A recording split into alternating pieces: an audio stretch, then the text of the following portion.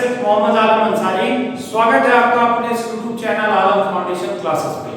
बच्चों हम पढ़ रहे थे क्लास 11th की physics motion in a straight line, जिसमें मैंने आपको एक्सेलरेशन तक के सारी चीजें बता दी थी। आज हम इक्वेशन ऑफ मोशन पे भी बात कर लिए थे। v बराबर u प्लस at, s बराबर ut plus half at square, v square बराबर u स्क्वायर प्लस 2as और s बराबर u प्लस v बाय 2 into t। इनकी हमने बात कर ली थी। आज बच्चों हम जो आगे बढ़ रहे हैं वो बहुत ही इंपॉर्टेंट टॉपिक है और आज की क्लास से लगेगा कि आप क्लास 11th की पढ़ाई कर रहे हैं। तो आज जो मैं पढ़ाने वाला हूँ वो है ग्राफ्स। जो भी आपके ग्राफ हैं वो सभी के सभी फिजिक्स में कैसे यूज होंगे वो बहुत इंपॉर्टेंस रखते हैं। बच्चों मैथमेटिक्स के बिना फिजिक्स का कोई अस्तित्व नहीं है। ऐसा कहा जाए कि अगर आप मैथमेटिक्स के बेसिक फंडामेंटल्स जानते हैं, मैं नहीं कह रहा हूं कि आप 11th 12th की मैथमेटिक्स की बात कर रहा हूं, मैं आपकी बेसिक मैथमेटिक्स की बात कर रहा हूं। अगर आपने सीखा है, अच्छे से जानते हैं, तो आपके लिए फिजिक्स काफी आसान होगी, क्योंकि फिजिक्स और मैथमेटिक्स का एक दूसरे से गहरा नाता है। तो पहले कुछ बेसिक चीजों को देखेंगे इस ग्राफ में और उनको फिजिक्स में कैसे अप्लाई करेंगे ये भी मैं आपको बताऊंगा। अब देखिए बच्चों, यहाँ पे मैंने कुछ ग्राफ बनाए हैं। यहाँ मैंने जितने ग्राफ बनाए हैं वो केवल दो एक्सिस में है, एक्स और वाई एक्सिस में है और एक प्लेन पर बन रहे हैं, इसलिए हम 2D ग्राफ की बात कर रहे हैं, 3 डायमेंशन की बात नहीं कर रहे। पहला जो ग्राफ है y और x के एक्सिस के बीच में खींचा गया ग्राफ है, जिसमें आप देख रहे हैं कि एक लाइन है, एक रेखा है y जो y एक्सिस को काट रही है। ठीक है, अब इस ग्राफ को समझने की कोशिश करिए। आप यहाँ देख रहे हैं कि ये ओरिजिन होगा मूल बिंदु 0 0। अब जैसे जैसे आप x बढ़ाएंगे लेकिन y के मान में कोई परिवर्तन नहीं होगा। इसका मतलब y कांस्टेंट है, x के बढ़ने के बावजूद y के मान में कोई परिवर्तन नहीं है, तो इसका मतलब ये y एक्सिस को काट रहा है, यानी y कांस्टेंट है। जिस एक्सिस को वो ग्राफ वो लाइन कट करती है वो कांस्टेंट होता है। x अक्ष के समांतर रेखा है। ये आपने पढ़ा होगा स्ट्रेट लाइन क्लास 10th में, वहां आपको जरूर बताया जाता है ग्राफ के बारे में और वहां बताया जाता है y अक्ष के समांतर रेखा का समीकरण, x अक्ष के समांतर रेखा का समीकरण। तो यहां भी कुछ ऐसी ही कहानी है, स्टोरी है।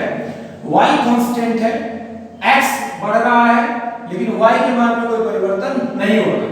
मैं और अच्छे से समझाने की अगर कोशिश करूं तो मैं ये ओरिजिन ले लूंगा 0 0, यहां मैं 1 2 3 लिख देता हूं और मैं यहां पे ये मैं वो ग्राफ प्लॉट करता हूं। इस पॉइंट का कोऑर्डिनेट, इस पॉइंट का कोऑर्डिनेट और इस पॉइंट का कोऑर्डिनेट मैं आपसे पूछूं, इस बिंदु का निर्देशांक, इस बिंदु का निर्देशांक और इस बिंदु का निर्देशांक यदि मैं आपसे पूछूं तो आपका जवाब होगा अगर ये 4 है तो सर ये होगा 1, 4, 2, 4, 3, 4। आप क्या देख रहे हो, x की वैल्यू चेंज हो रही है बट y की वैल्यू में कोई परिवर्तन नहीं है। इसका मतलब यही हुआ कि आप x के मान को बढ़ाते जाएंगे लेकिन y के मान में कोई परिवर्तन नहीं होगा, यानी कि जो जिस एक्सिस को वो लाइन काटेगी वो हमेशा कांस्टेंट होगा। दूसरा वाला ग्राफ देखिए, दूसरे वाले ग्राफ में x एक्सिस और y एक्सिस के बीच भी ग्राफ है। यहां ये किस एक्सिस को कट कर रहा है, x एक्सिस को। दैट मींस x की वैल्यू बदलेगी नहीं, जो भी यहां वैल्यू होगी वो फिक्स हो जाएगी। y हर एक मतलब y चेंज हो रहा है।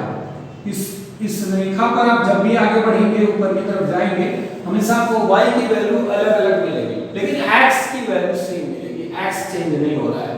यानी कि अगर मैं यहाँ पे y1 ले लूं, y2 ले लूं, y3 ले लूं, y4 ले लूं और यहाँ पे x1 ले लूं तो इसका कोऑर्डिनेट x1 y1 होगा, इसका कोऑर्डिनेट x1 y2 होगा, इसका कोऑर्डिनेट x3 y3 होगा और इसका कोऑर्डिनेट x4 y4 होगा।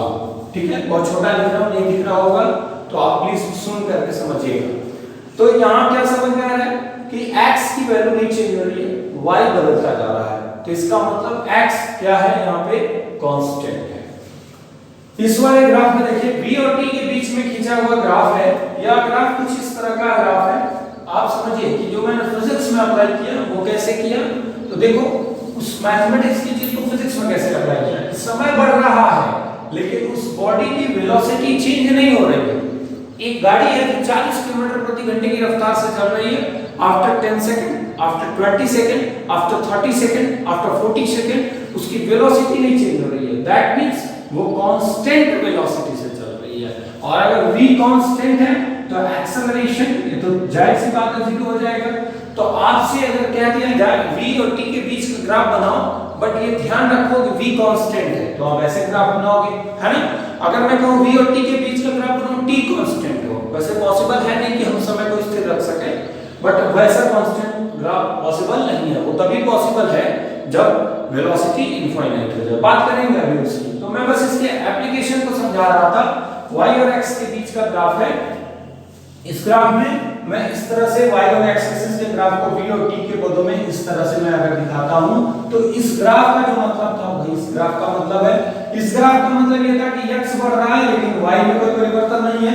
इस ग्राफ का भी वही मतलब है कि समय बढ़ेगा लेकिन वेलोसिटी में कोई परिवर्तन नहीं होगा। अगले ग्राफ पे बढ़ा जाए। ये जो ग्राफ है बच्चों, ये क्या इंफॉर्मेशन दे रहा है? ये बता रहा है कि जैसे जैसे आप सर x को बढ़ा रहे हो वैसे वैसे y बढ़ रहा है। अब आप कहोगे सर ये कैसे? चल और देखते हैं। ये अगर कोई ग्राफ बनाया गया है, यहां मैं 1 लिखूं, देखो ध्यान से, जहां पे ध्यान से देखना समझ में आएगा, ठीक है। मैं मान लो यहां 1 2 3 4 and 5, 1 2 3 4 5, this is the y axis, this is the x axis, 1 2 3 4 5। अगर मैं पूछूं दोस्त कि इसका कोऑर्डिनेट क्या होगा, तो तुम कहोगे x पे 1 चला है ना, और y पे भी 1 चला है, तो इसका कोऑर्डिनेट 1 और 1 होगा। अगर मैं पूछूं कि इस एक्सिस पर यहां बताओ, यहां पे कहोगे सर x भी बदल गया, y भी बदल गया। इस पॉइंट पे, इस पॉइंट पे पूछ लो तो क्या बताओगे? कहोगे सर x भी बदल गया, y भी बदल गया। यहां पे पूछूंगा तो x भी बदल रहा है और y भी बदल रहा है। जैसे जैसे x बदल रहा है वैसे वैसे y भी बदल रहा है। कोई जरूरी है कि यहाँ 1 है तो यहाँ भी 1 हो, ये 2 भी हो सकता है, ठीक है। वो अलग चीज है कि ये जो चेंज है वो दोनों में हो रहा है, x भी बढ़ रहा है तो y भी बढ़ रहा है। डायरेक्टली प्रोपोर्शनल का मतलब हुआ आप इसको इंक्रीज करोगे, ऑब्वियस सी बात है y भी इंक्रीज होगा। इसको कहते हैं स्ट्रेट लाइन ग्राफ, सरल रेखीय ग्राफ, ठीक है। y directly proportional to x हो तो हम इस तरह का ग्राफ बनाएंगे। जैसे आपने पढ़ा होगा मोमेंटम P बराबर m into v। देखिए मैं एग्जांपल आपको फिजिक्स में बता रहा हूं कि फिजिक्स में इसको कैसे अप्लाई करेंगे। इस ग्राफ का फिजिक्स में क्या उपयोग है वही मैं आपको समझाता हूं। फिजिक्स में क्या उपयोग है दोस्त? मान लो कोई बॉडी मूव कर रही है, मूव करेगी तो उसके अंदर मोमेंटम होगा। अच्छा, उसके अंदर अगर मोमेंटम है तो मास तो कांस्टेंट रहेगा, ठीक है।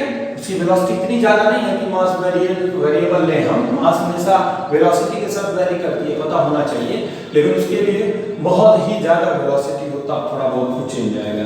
अब यहां देखो p डायरेक्टली प्रोपोर्शनल टू हो गया v, ठीक है। यानी जैसे जैसे तुम वेलोसिटी बढ़ाओगे मोमेंटम उसका बढ़ेगा क्योंकि मास तो कांस्टेंट है।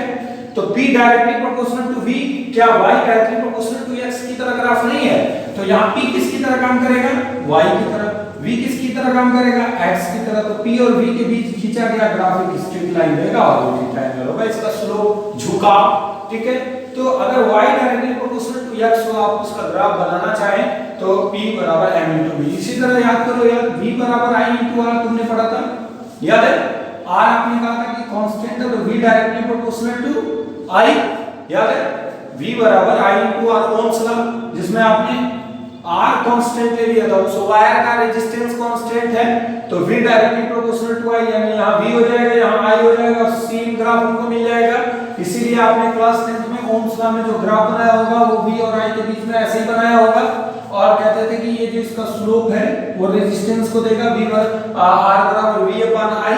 याद करो v upon i, tan theta लंबा आधार, ठीक। तो यहाँ पे p और v का जो ग्राफ है वो स्ट्रेट लाइन आया।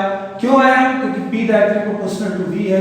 v बराबर i into r, r is constant and v directly proportional to i, r constant होगा तो v i के समानुपाती होगा। इस दशा में क्या होगा? i बढ़ाओगे तो v बढ़ेगा, i बढ़ाओगे तो v बढ़ेगा, तो क्या होगा? v और i के बीच का ग्राफ सिर्फ इसी तरह बन जाएगा, बस जहां p है वहां v आ जाएगा, जहां v है वहां i आ जाएगा।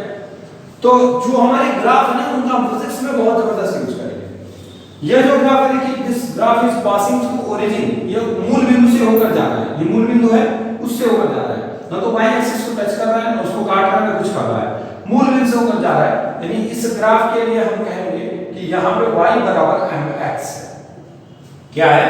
y बराबर mx है, ठीक है, क्योंकि मूल बिंदु से होकर जाने वाली रेखा का समीकरण क्या होता है? y बराबर mx। m क्या है? प्रवणता, आपने पढ़ा होगा, यहाँ बराबर tan थीटा। या हम इसको लिखते हैं y बराबर tan थीटा x। याद करिए, आपने क्लास 10th में पढ़ा है y बराबर क्या पढ़ा है बच्चों, y बराबर tan थीटा x पढ़ा होगा। ठीक है, इतनी बातें आपको समझ में आ रही होंगी जो मैं आपको बता रहा हूँ। यहाँ पे जितनी भी चीजें आप पढ़ रहे हैं ये सारी के सारे आपके काम की चीजें हैं। ठीक है, जैसे हमने पढ़ा हुआ y बराबर माइनस के x हुक्स लॉ, जब आप पढ़ेंगे प्रत्यास्थता इलास्टिसिटी तो वहां बताया जाएगा कि जब हम स्प्रिंग को अपनी तरफ खींच के छोड़ते हैं या किसी पेंडुलम को थोड़ी दूर विस्थापित करके छोड़ते हैं तो उस पर एक प्रत्यानयन बल लगता है जो उसको उसके साम्य स्थिति में ले जाने का प्रयत्न करता है। ठीक है, बुक के नियमानुसार y बराबर माइनस के चलता है। यहाँ भी अब डायरेक्टली प्रोपोर्शनल टू क्या होता है, x होता है, where k is equal to spring constant.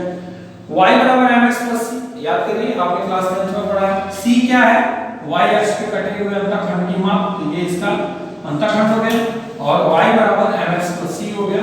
यहाँ पे अब ये ओरिजिन से नहीं जाएगा क्योंकि y एक्सिस को कुछ ना कुछ काट रहा है। प्लस c का मतलब पॉजिटिव डायरेक्शन में, अगर माइनस होगा तो देखो निगेटिव डायरेक्शन में कट करेगा। ठीक है, तो y बराबर mx प्लस c का ग्राफ ये बनेगा तुम्हारा। अब ये चीज समझो, आपने पढ़ा है v बराबर u प्लस at, याद है v बराबर u प्लस at क्या हो रहा है, कुछ इसी तरह का ग्राफ मिला है कि नहीं मिला है, मिला है। तो ये हो गया मेरा v और ये हो गया मेरा t, v और t हो गया। तो जैसे यहाँ m कांस्टेंट वैसे यहाँ a कांस्टेंट और u क्या हो जाएगा, ये स्लोप हो जाएगा उसका।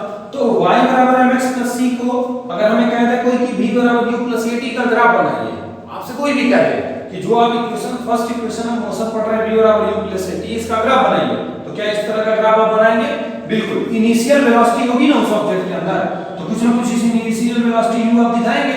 ठीक है, अब यहां से मूव करेगा, आफ्टर t टाइम उसकी वेलोसिटी क्या हो जाएगी, v हो जाएगी। ठीक है, तो यहां पे v बराबर क्या बन गया, u प्लस at, ये ग्राफ बन जाएगा v और t के बीच का बन जाएगा। अब अगर ये माइनस वाला रहेगा तो देखो यहाँ y एक्सिस में प्लस में कट किया है, यहाँ किस में कट करेगा, माइनस में कट करेगा, तो y बराबर mx माइनस c हो जाएगा।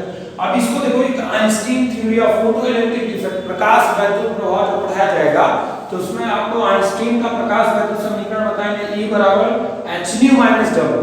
hν आप जानते होंगे फोटॉन की ऊर्जा होती है, तो यहाँ पे ये जो y बराबर hν माइनस w है, क्या वो y बराबर mx माइनस c से ये एक दूसरे की तरह नहीं दिख रहा है, y बराबर mx माइनस c, E बराबर hν माइनस w सेम दिख रहा है। यहाँ अंतःखंड की माप c है, यहाँ अंतःखंड की माप क्या हो जाएगा, w कार्यफल, तो देखो मैंने वहां पे w दिखाया है। ठीक है, तो इस तरह से ये y हो गया, ये x हो गया, इसी तरह से ये e हो जाएगा, ये न्यू हो जाएगा। तो सिंपल सी बात है कि जो आपके ग्राफ है ना ये सब के सब फिजिक्स में यूज होंगे और बहुत ही ज्यादा यूज होंगे, बहुत ही जबरदस्त तरीके से यूज होंगे। इन पे आपके कॉम्पिटिटिव क्वेश्चंस बनते हैं, एकेडमिक क्वेश्चंस बनते हैं, बोर्ड के बनते हैं क्वेश्चंस, तो प्लीज इनको पॉज करके नोट करिए। तो कुछ नए ग्राफ की चर्चा की जाए, तो प्लीज इनको जल्दी से पॉज करके नोट करिए। चलिए बच्चों, कुछ और ग्राफ आपके सामने बोर्ड पे बना के रखे मैंने, इनको थोड़ा ध्यान से देखिए और इनके बारे में डिस्कस करते हैं। अगला ग्राफ है x * y = कांस्टेंट। ठीक है, जैसे अगर x और y का गुणनफल नियतांक हो तो मैं अगर y को दूसरे साइड में लेंगे तो x को तो y inversely proportional to 1/x, मतलब क्या है x बढ़ाएंगे तो y घटेगा। ठीक है, तो अब ध्यान से देखिए, मैं x बढ़ा रहा हूं तो y घटना चाहिए, जैसे जैसे हम x बढ़ा रहे हैं y का मान देखिए क्या होता जा रहा है, डाउन होता जा रहा है। x का मान अगर यहाँ पे जो भी हो उस पर y की वैल्यू मैक्सिमम है, और जैसे यहाँ पे अगर पूछ लिए थे तो y की वैल्यू क्या हो गई, और कम हो गई, यहाँ पे पूछ लिए थे तो और कम हो गई, यहाँ पे पूछ लिए थे तो और कम हो गई। x तो बढ़ रहा है लेकिन y क्या हो रहा है, घट रहा है। तो y इनवर्सली प्रोपोर्शनल टू 1 अगर x है तो x बढ़ाने पर y क्या होगा, घटेगा। अब इस चीज को समझे थोड़ा सा, आपने एक क्लास पढ़ा तो नहीं होगा 9th में, बॉयल्स ने कहा था एट ए कांस्टेंट टेंपरेचर किसी भी गैस की निश्चित मात्रा का जो दाब होगा उसके आयतन के इनवर्सली प्रोपोर्शनल होगा। ठीक है, तो P अगर इनवर्सली प्रोपोर्शनल टू 1/v है तो यहां से मैं समझा सकता हूं कि v को बढ़ाने पर P क्या होगा, घटेगा। वॉल्यूम बढ़ाएंगे तो प्रेशर कम होगा। अब देखो जैसे जैसे तुम वॉल्यूम बढ़ा रहे हो प्रेशर क्या होता जा रहा है, कम होता जा रहा है। तो P pressure, V volume, P और V के बीच का ग्राफ इस तरह का मिल गया।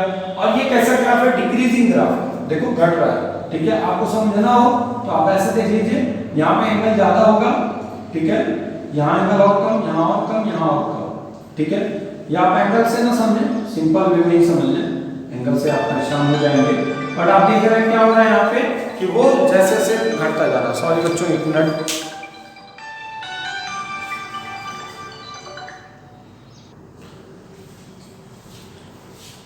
तो ये हो गया बॉयल्स लॉ पे, ठीक है। तो ये y inversely proportional to 1/x होगा, तो x बढ़ेगा तो y घटेगा, तो ऐसे ग्राफ आपको मिलेंगे, ठीक। दूसरा है y inversely proportional to 1/x², यानी y * x² कांस्टेंट। अब यहां ध्यान दो, x की वैल्यू थोड़ा सा तो बढ़ाओगे ना, y बहुत तेजी से घटेगा, क्योंकि स्क्वायर है, वो x का स्क्वायर है। तो इन दोनों के स्लोप में थोड़ा सा अंतर है। देखो यहाँ पे ये जो स्लोप है थोड़ा सा स्ट्रेट लाइन है, हल्का सा कर्व है, और ये पैराबोलिक है, ये ज्यादा कर्व है। ये दोनों में यही अंतर है। और इसका ग्राफ का एग्जांपल क्या होगा, y inversely proportional to x²। आपने पढ़ा होगा दो पिंडों के बीच लगने वाला गुरुत्वाकर्षण बल, वो कितना होता है, F = G(m1m2/r²)। तो F inversely proportional to 1/r² है ना, यानी r बढ़ाओगे तो F घटेगा। अब यहां देखो, F inversely proportional to r², y inversely proportional to 1/x², यानी x की जगह r आएगा, y की जगह f आएगा। अब ग्राफ का स्लोप देखो सेम वैसे ही बहुत तेजी से घट रहा है, ठीक, बहुत शार्प डिक्रीजेस है। अच्छा यहां आ जाओ, y, अब यहां देखो y directly proportional to x², यहां इनवर्सली है, यहां इनवर्सली प्रोपोर्शनल x के 1 पावर है, ठीक है। इसका ग्राफ और क्या होगा, F = k q1 q2/r²। Inter की फिजिक्स में जाएंगे तो F inversely proportional to r², same graph मिलेगा आपको। यहां देखो y directly proportional to x², मतलब x इंक्रीज करोगे तो y भी बढ़ेगा, जैसे जैसे आपने x बढ़ाया y भी बढ़ता जाएगा। अब कैसे बढ़ेगा, x थोड़ा सा बढ़ाओगे y बहुत ज्यादा बढ़ेगा, तो बहुत शार्प इंक्रीज कर रहा है। ये देखो यहां पे देखो कैसे पता चलता है, ये जो थीटा है ये बढ़ता जा रहा है, तो देखो यहाँ थीटा कम हो गया, यहाँ θ2 ज्यादा हो गया, θ3 और ज्यादा हो गया, θ4, तो ये इंक्रीजिंग ग्राफ हो गया। यानी कि u = ½ kx², स्प्रिंग की प्रत्यास्थ स्थिति जुड़ जाओ, तो u directly proportional to x², spring constant 1/2 constant, तो यानी x बढ़ाओगे तो u क्या होगा, बढ़ेगा। तो y और x के बीच का ये ग्राफ हो गया, जिसमें आप x को इंक्रीज कर रहे हो तो u क्या हो रहा है, बढ़ रहा है, यानी x इंक्रीज कर रहे हो तो y भी बढ़ रहा है। कैसे बढ़ रहा है, बहुत तेजी से, क्योंकि x को जितना बढ़ाओगे उसका डबल बढ़ेगा, उसका स्क्वायर बढ़ेगा y। और अगर यही ग्राफ मैं ऐसे करूं, अच्छा एक चीज और देखो, ये कौन सा ग्राफ होगा, पैराबोलिक। कौन सा ग्राफ होगा, पैराबोलिक। और पैराबोला का मुंह उधर घूमेगा जिसकी घात 1 होगी, y की घात 1 है तो इसका मुंह किधर घुमा है, वो y की तरफ घुमा है, जो y की तरफ घूम रहा है, y ऊपर है, y की तरफ घूम रहा है। तो ये ध्यान देना है, y directly proportional to x² में x की घात 2 है, y की घात 1 है, तो पैराबोलिक ग्राफ होगा, लेकिन उसका ग्राफ का जो मुंह होगा वो उस दिशा में घूमेगा जिसकी घात 1 होगी, y। यहाँ y x directly proportional to y², यानी x का पावर 1 है, y का पावर 2 है। x बढ़ाओगे y थोड़ा सा बढ़ाओगे, x बहुत ज्यादा बढ़ेगा, तो वही हो रहा है। तो हुआ क्या कि पैराबोला का मुंह उधर घूमेगा जिसकी घात 1 होगी, x की घात 1 है, तो इसलिए इसको हम x की तरफ घुमा दिया है। ये कैसा ग्राफ है, ये इंक्रीज तो कर रहा है, लेकिन कुछ समय बाद ये कांस्टेंट होगा या डिक्रीज होगा, वो अलग बात है। तो इस तरह से मैंने अभी आपको कुछ बेसिक ग्राफ्स बताए, इन ग्राफ का हम एप्लीकेशन देखेंगे। तो सबसे पहले शुरू करेंगे आज डिस्टेंस टाइम ग्राफ। पहले इसको बनाइए फिर आगे बढ़ते हैं, जल्दी बनाइए बच्चों। चलिए बच्चों, अब देखिए जो सबसे स्टार्टिंग है डिस्प्लेसमेंट टाइम ग्राफ, विस्थापन समय ग्राफ। आप यहां ध्यान दीजिए, विस्थापन समय का ये ग्राफ बनाया मैंने। अभी आप पीछे कुछ सेकंड पहले, कुछ मिनट पहले आपने पढ़ा कि ये कौन सा ग्राफ होता है, ये कांस्टेंट ग्राफ होता है। जिसको काटता है वो कांस्टेंट, किसको काट रहा है, डिस्प्लेसमेंट को, यानी कि टाइम बढ़ रहा है लेकिन डिस्प्लेसमेंट हो ही नहीं रहा है। डिस्प्लेसमेंट जो एक बार हो चुका है उसमें कोई परिवर्तन नहीं हो रहा है। मैं यहाँ पे खड़ा हो गया हूँ, समय बढ़ता जा रहा है लेकिन मेरी पोजीशन चेंज नहीं हो रही है, there is no displacement in my self, ठीक है। मेरी पोजीशन में कोई चेंज नहीं आ रहा है, मतलब मैं मोशन नहीं कर रहा हूँ। तो जब ये y यस डिस्प्लेसमेंट को कैंसिल कर रहा है, देखो ध्यान से, तो वेलोसिटी क्या हो जाएगी, 0। इससे पहले बाबू किसी भी ग्राफ की दो बातें इंपॉर्टेंट होती हैं। देखो ये विस्थापन समय ग्राफ है ना, इसकी दो बातें इंपॉर्टेंट होती हैं। किसी भी ग्राफ की दो इंपॉर्टेंट चीजें होती हैं। एक उसका स्लोप मतलब उसका ढाल, उसका झुकाव, और दूसरा उसका एरिया, उसके द्वारा कवर किया हुआ जो एरिया है वो, ठीक है, ये चीज। अगर स्लोप की बात करें तो हमेशा y एक्सिस अपन x एक्सिस लेके चलेंगे।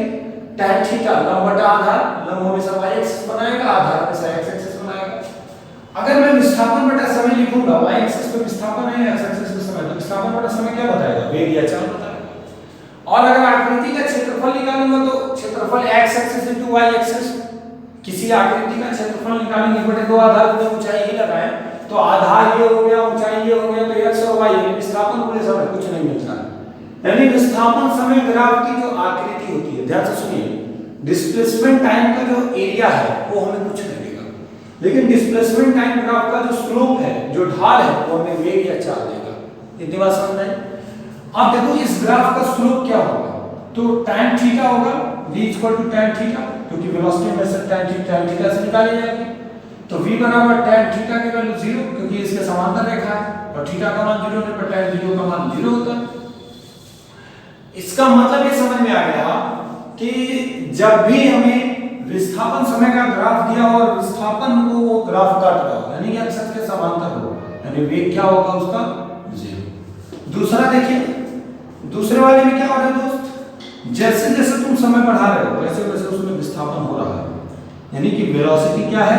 कांस्टेंट है। और स्ट्रेट लाइन ग्राफ है, तो जितना x बढ़ रहा है उतना y, s बढ़ रहा है, s directly proportional to t, y directly proportional to x का ग्राफ y, यानी कि जैसे जैसे आप समय को बढ़ा रहे हो वैसे वैसे विस्थापन बढ़ता जा रहा है, तो इन दोनों के बीच का ग्राफ बन गया। तो ये किसको बताएगा भाई? वेलोसिटी कांस्टेंट है, y v कांस्टेंट है, थीटा है।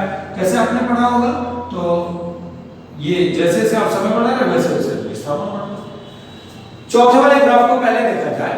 इस ग्राफ में देखिए ये जो विस्थापन और समय के बीच का ग्राफ है, लेकिन इस समय को काट रहा है। आपको बताया था कि जब समय स्थिर कर दिया जाए, ये तो ये पॉसिबल नहीं है कि समय स्थिर हो, और अगर समय स्थिर है यानी कि स्लोप 90 हो गई, ये थीटा कितना हो गया? 90, तो v बराबर tan 90, और tan 90 का मान इनफाइनाइट होता है।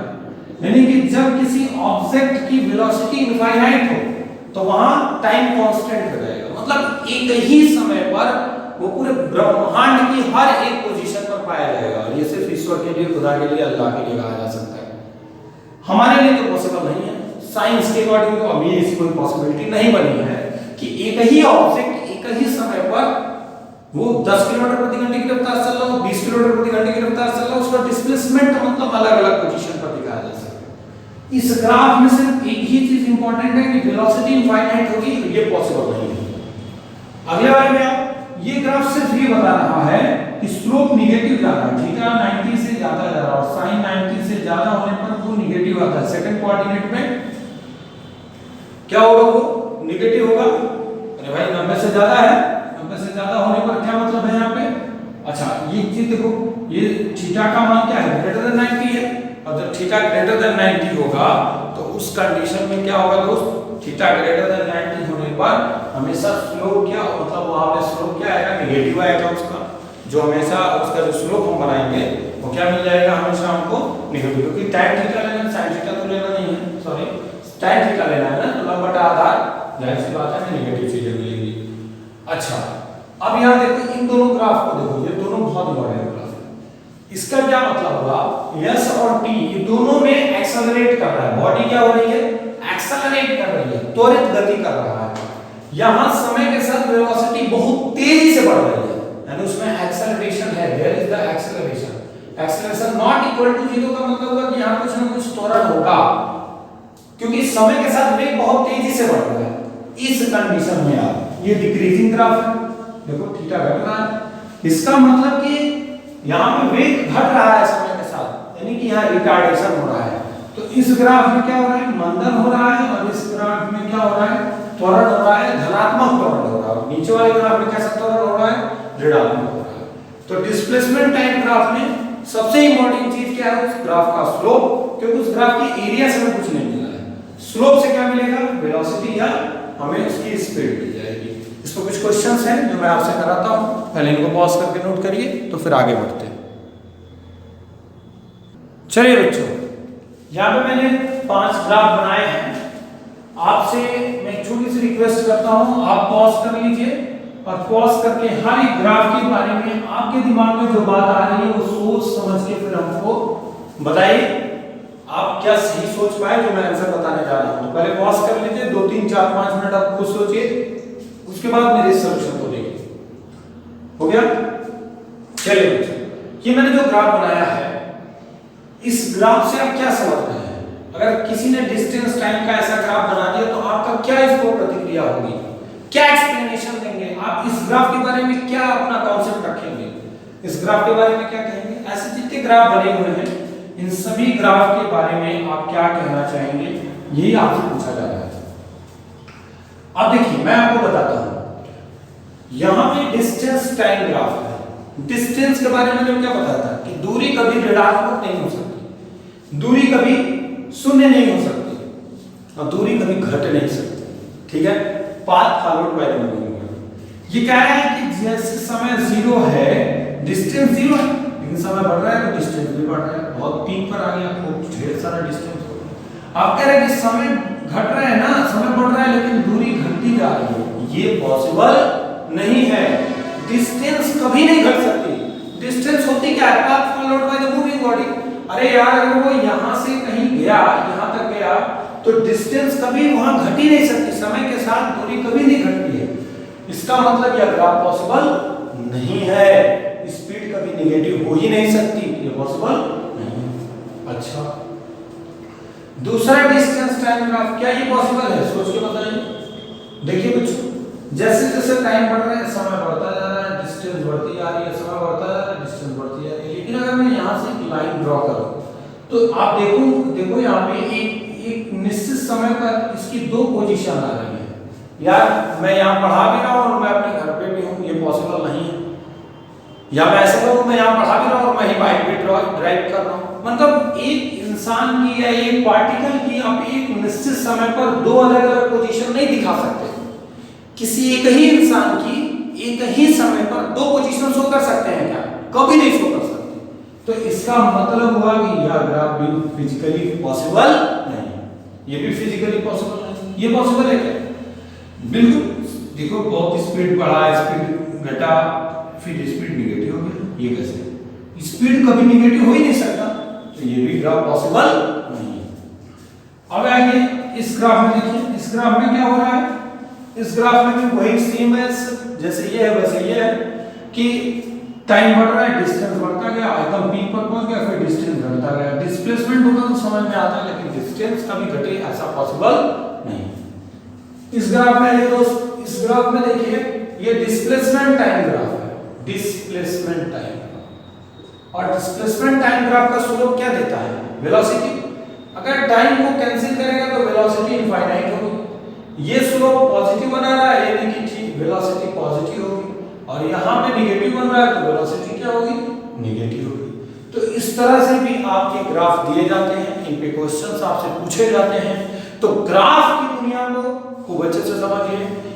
मैं आपको उतना ही पढ़ा रहा हूं जितना आपसे हजम हो सके, जो आप प्रिपेयर कर सके। फिर अगले वीडियो लेक्चर में फिर मैं ग्राफ की आगे बात करूंगा, डिस्प्लेसमेंट डिस्टेंस टाइम ग्राफ की कुछ क्वेश्चंस कराऊंगा।